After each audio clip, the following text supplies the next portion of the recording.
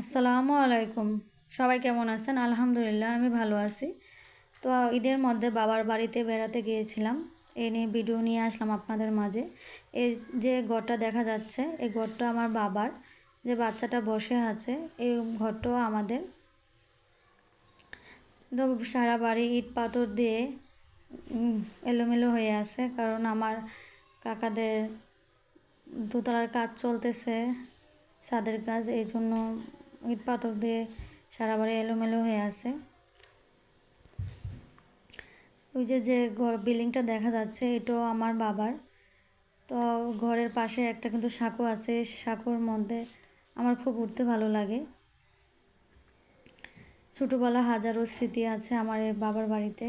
প্রত্যেকটা মেয়েরই বাবার বাড়িতে হাজারো স্মৃতি, ছোটোবেলার স্মৃতি। যেখানে যায় সেখানেই ছোটোবেলার কথা মনে পড়ে যায়। এই যে আম গাছ, কত যে আম গাছে উঠে ছোটোবেলা আম পেড়ে খেয়েছি, গাছের উপরে উঠে, গাছ পাকা আম।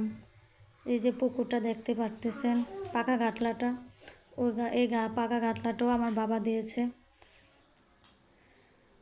সবাই মিলে কত যে পুকুরের মধ্যে গোসল দিয়েছে, কত যে মজা করেছে ছোটোবেলা সবার সাথে একসাথে, কত মজা করেছে। আমার এই পুকুরে হাজারো স্মৃতি আছে।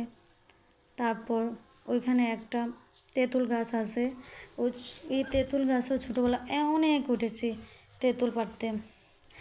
এখন ভয় করে গাছে উঠতে, আগে ভয় করতো না, কিন্তু এখন অনেক ভয় করে।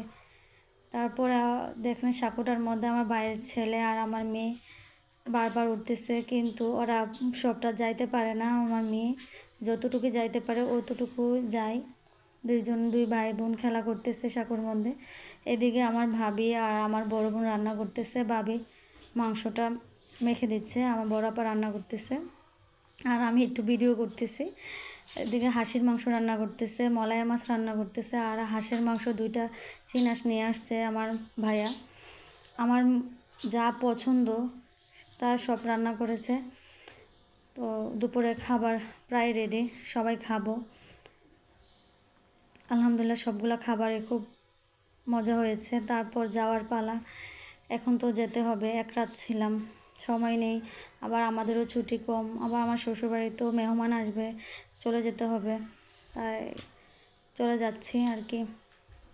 খুব কষ্ট হচ্ছে বাবার বাড়ির জন্য, কারণ প্রত্যেকটা মেয়ে, আমি না, কারণ সেই মেয়েগুলোই বুঝে যে বাবার বাড়ি থেকে বিদায় নেওয়া যাওয়ার সময় যে কতটা কষ্ট।